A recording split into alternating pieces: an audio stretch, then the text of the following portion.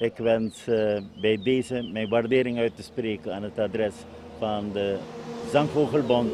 En ik hoop van harte dat jullie zo door zullen gaan, niet alleen, maar dat andere organisaties jullie voorbeeld zullen overnemen.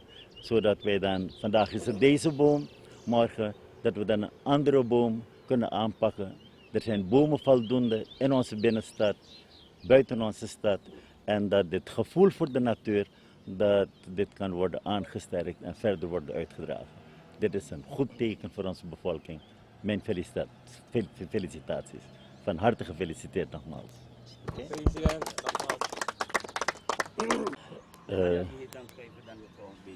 President, Voorzitter, meneer Kanhai, meneer Bojawan, alle aanwezigen hier.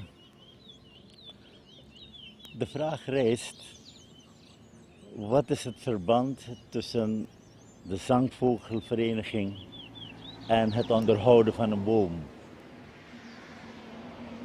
En het is misschien goed om die vraag te stellen.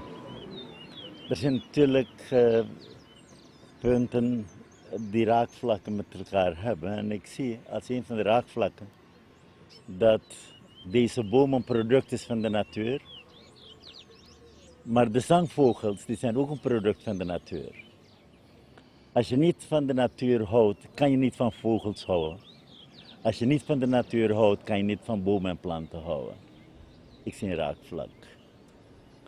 En natuurlijk is het ook zo dat wanneer er jaren hier, en ik hoor van meneer Bojawan al bijkans 50 jaar dat hij bezig is.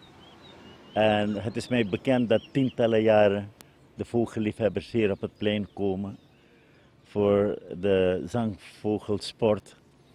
Dan getuigt het van een gevoel van goed milieu.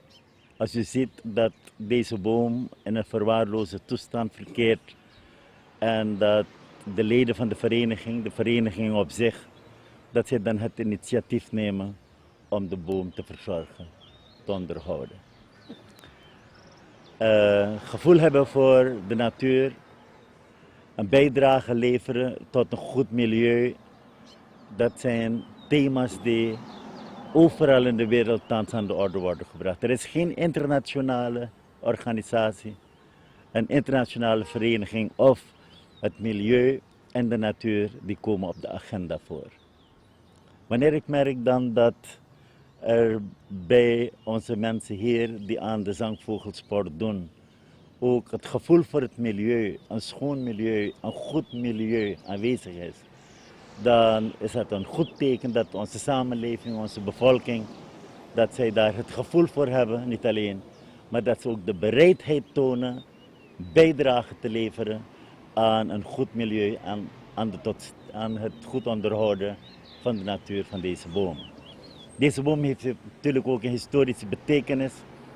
Het is geplant ter gelegenheid van het feit dat toen in 1948 herdacht werd het feit dat 75 jaar geleden toen de eerste immigranten uit India voet aan wal zetten op de Surinaamse bodem. Het heeft een historische betekenis.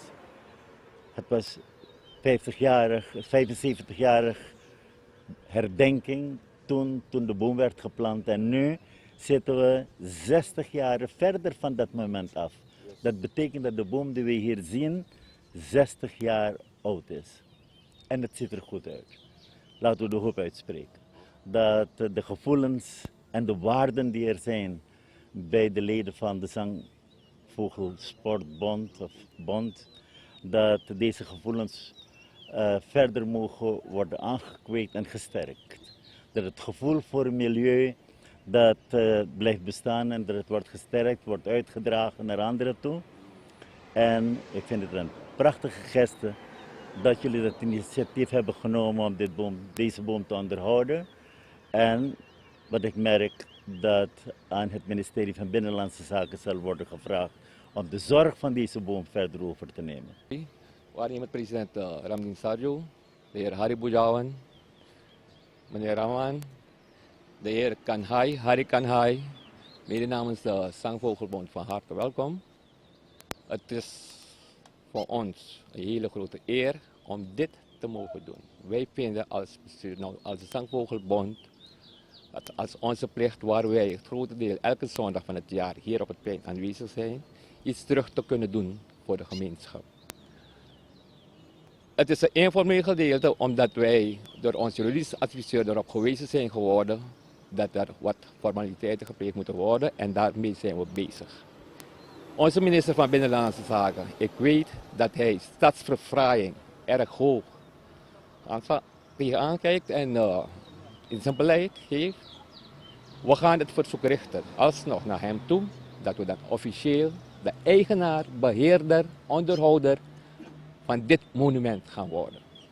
Niet alleen maar dit bestuur, het is niet het bestuur dat het gaat adopteren, maar het is de Surinaamse Zangvogelbond.